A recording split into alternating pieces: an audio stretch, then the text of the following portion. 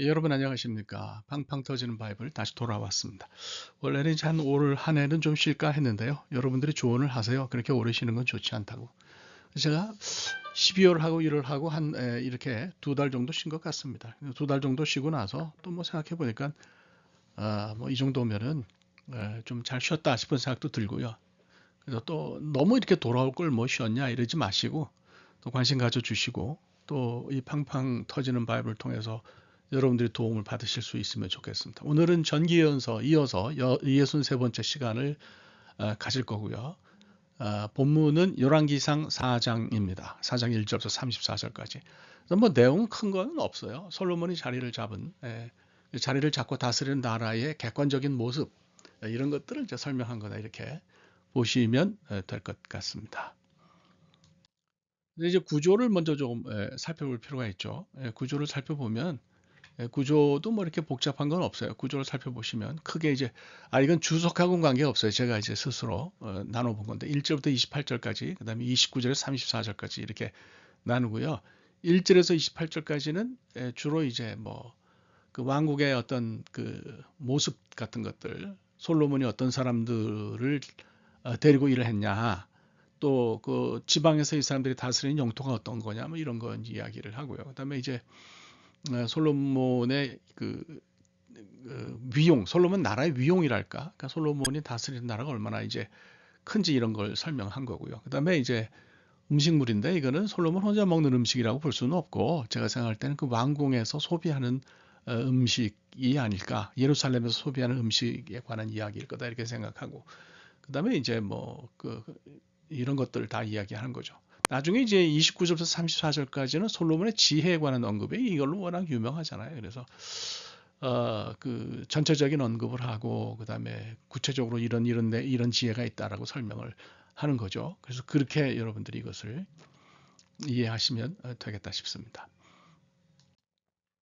자, 그 나오는 표현 가운데서 조금 알아둬야 될 것 같은 것들을 정리를 할 텐데요. 두 개만 정리를 하겠습니다. 우선 하나는 고르라고 하는 24절에 나오는 22절에 나오는 고르라고 하는 단위, 부피의 단위를 설명할 거고요. 그다음에 딥사에서 가사까지라고 하는 이런 24절에 나오는 그 영토의 모습을 여러분들께 좀 설명을 드릴까 합니다.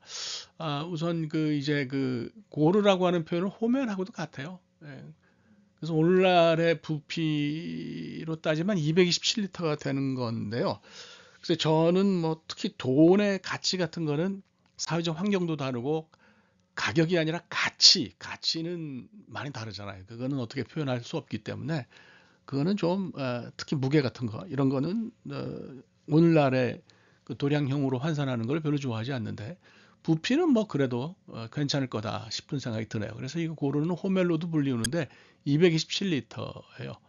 그래서 그 굉장히 양이 많은 거죠. 그다음에 이제 그 밑에 보시면 여러분들 가는 밀가루라는 표현이 있고 이제 그 굵은 밀가루라는 표현이 있는데 가는 밀가루는 히브리 말로 솔레트라고 읽습니다. 이거는 왕에게 바쳐지는 그럴 정도로 왕에게 아니라 신에게 하나님에게 제사 드릴 때 쓰는 그런 아주 잘 빻은 그 특별히 정제한 그런 밀가루죠. 그러니까 이건 뭐 제사도 드렸겠지만 고관들의 식사에도 올라가지 않았겠나 이렇게 생각이 들고요.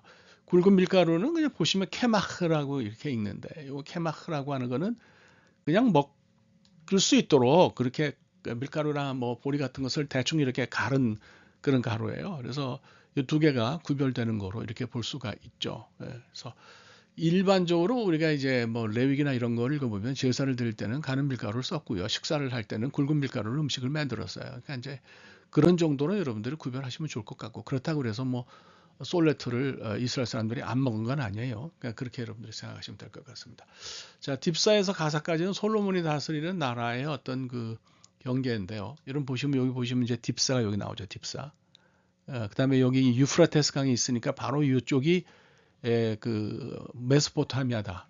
이렇게 여러분들이 생각을 하시면 될 것 같습니다. 그러니까 굉장히 솔로몬 나라가 메소포타미아까지 큰 영향을 미쳤다 이렇게 이제 우리가 볼 수가 있는 거죠. 그다음에 이제 여기 블레셋 영토가 여기 있어요. 그러니까 가사는 여기 있을 거라고 이렇게 보이죠. 그래서 이 전체가 다 솔로몬이 다스리는 나라였다 이렇게 볼 수 있어요. 원래 이제 전통적으로 북쪽으로는 단이 경계예요. 단이 경계고 남쪽으로는 부엘세바가 경계거든요. 그러니까 그것도 이제 그 요단강 그 뭐 동쪽은 아니고 요단강 서편만 이렇게 해서 볼 수가 있는 건데 요 정도가 좁은 나라였는데 뭐 굉장히 나라가 커졌다 이렇게 생각하시면은 그러면 될 것 같다는 생각이 드네요. 예. 자, 그 솔로몬 부하들 얘기가 앞부분에 나오는데요. 19절까지. 그래서 요거는 이제 둘로 나눠서 설명하는 것이 가능하다라고 보여집니다. 그래서 우선 첫째로는 예루살렘 중앙 정부에서 일하는 사람들일 거고요. 두 번째로는 이제 지방에서 일하는 그런 관리들을 생각을 할 수 있을 것 같아요. 오늘날로 치면 뭐 도지사나 뭐 시장이나 이런 사람들 이야기하는 거로 볼 수가 있겠죠. 그래서 그 예루살렘 중앙정부에서 일하는 뭐 제사장이라든지 뭐 혹은 뭐 다른 관료들 이런 사람들 쭉 설명하는 것이 2절에서 6절 나오고 그다음에 이제 지방의 지도자들 나오는데 이게 뭐 누구가 어떤 사람이 이렇고 저렇고 다 얘기하는 거는 큰 의미가 없습니다. 뭐 그걸 꼭 알아야 성경에 대해서 우리가 깊이 아는 건 아니니까요. 그래서 단지 이런 정도로 굉장히 많은 사람들이 있었고 그러니까 솔로몬을 돕는 많은 사람들이 있었고 솔로몬이 아주 그 지방까지 확실하게 잘 장악을 했구나. 이렇게 여러분들이 이것을 이해하시면 될 것 같습니다. 자, 뭐 한번 볼까요? 여기 이제 첫 번째 이제 보시면 여러분들이 다 잘 아실 거라고 생각하는데 좀 색깔을 다르게 해서 좀 해볼까요? 이거 보시면 아시겠지만 우선 이 적색은 Territory of Israel before David became king. 그러니까 여기 요 색깔이죠, 요 색깔. 예, 요 색깔. 요 색깔이니까 요만큼이죠, 요만큼. 그야말로 요만큼. 요게 이제 그 다윗이 왕이 되기 전에 영토라고 볼 수 있고요. 그다음에 이제 두 번째로 여러분들이 보시면 conquered by David라는 inherited by Solomon. 그래서 이제 계속 이후에 데이빗 이후에 다윗 이후에는 이렇게 나라가 상당히 커졌다 이렇게 볼 수가 있고요. 그다음에 솔로몬이 영향을 미친 것은 바로 이제 유프라테스 여기 딥사가 있다 그랬어요. 여기 딥사가 있다 그랬어요. 그러니까 여기까지 영향을 미친 거니까 메소포타미아까지 큰 소는 영향을 미쳤다 이렇게 이제 볼 수가 있어요. 그다음에 여기 나오지는 않는데 이게 아라비아 반도잖아요.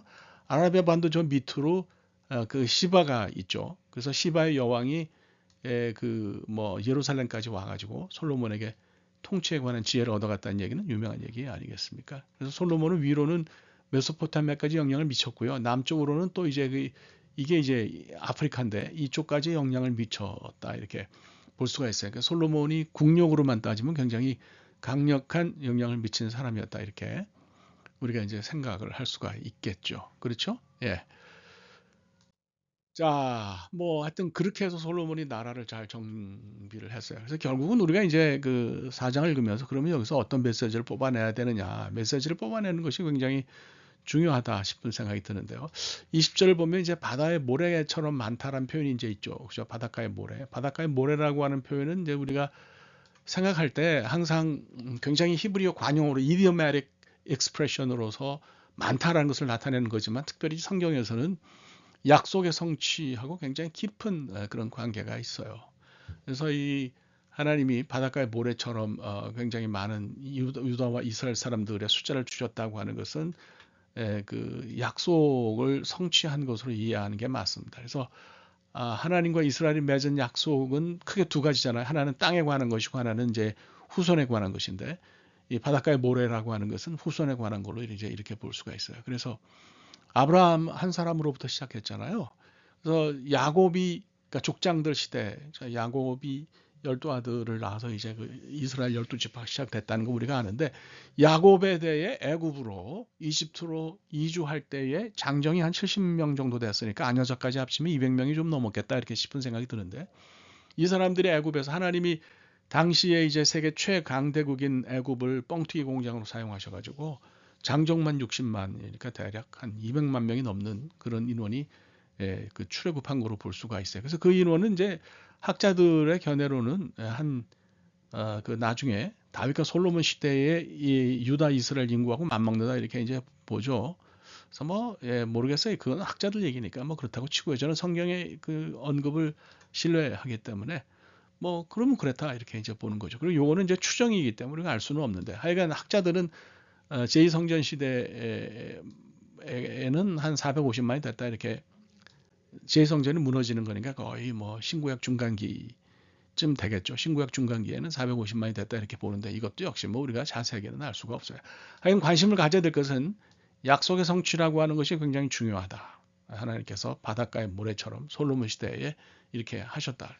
하나님 약속하시면은 이루시는 것 같아요. 그래서 우리 하나님의 신실하심에 대해서 우리가 늘 기억을 해야 될 것 같고 하나님이 개인적으로 우리 개인에게도 신실하시다 하면 그 신실하심이 어떻게 우리가 표현되어야 할 것인지에 대해서 깊이 좀 생각할 필요가 있다 이런 생각이 듭니다. 자, 두 번째로 생각해야 될 거는요. 이제 지혜에 관한 것인데요. 지혜. 지혜라고 하는 것을 우리가 히브리 말 호크마라고 하는데 이거를 선천적인 걸로 오해하실 수가 있어요. 근데 히브리 사람들의 생각 속에서 지혜는 후천적으로 얻어지는 거예요. 하나님 주시는 거예요.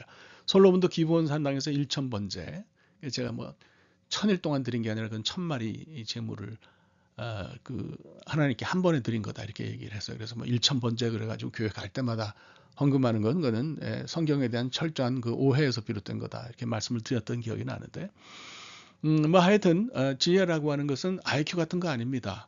그래서 솔로몬도 그렇게 해서 후천적으로 얻었듯이 이스라엘 사람들은 지혜를 후천적으로 노력하고 애써서 얻는 지식이나 기술 같은 것과 동일시했어요. 그래서 그렇게 볼 수 있죠. 솔로몬도 보면 뭐 잠언 3천에 뭐 노래가 1,005개를 그다음에 초목에 대해서 백향목 우술초까지 다 알고 짐승새 기어다니는 물고 이건 배워서 하는 거죠. 공부해서 하는 거예요. 공부해서. 그러니까 이거는 그렇다라고 볼 수 있어요. 그래서 우리가 뭐 IQ가 좀 높은 숫자로 따질 때 높은 사람도 있고 아닌 사람도 있죠. 뭐 가만히 보면 저보다 머리 좋으신 분들 굉장히 많아요. 근데 그런 게 중요한 게 아니고 우리가 기도 많이 하고 노력하면 하나님께서 우리 삶에 함께 하셔서 우리에게 주시는 지혜가 있다. 우리가 이제 생각을 해야 될 것 같아요. 그래서 이런 지혜를 얻도록 하나님이 우리 삶에 지혜를 주시도록 우리가 기도하고 간구하는 것은 꼭 필요하다 싶은 생각이 듭니다. 그러니까 솔로몬이 날 때 머리가 좋았냐? 뭐 그거는 모르겠어요. 그러나 그는 하여튼 노력을 해서 굉장히 지혜로운 사람이 되었다 이렇게 우리가 설명하면 그것이 더 맞는 것 같습니다. 네, 오늘 뭐 대충 이렇게 정리를 하면 될 것 같아요. 여기까지 하겠고요. 새로 좀 포맷이 바뀌고 그래서 뭐 저도 좀 어색하긴 한데 뭐 이렇게 한번 계속해 보도록 하겠습니다. 자, 다음 시간에 여러분 또 뵙도록 하겠습니다. 다음 시간에 열왕기상 5장 우리가 함께 다루도록 하겠습니다. 감사합니다.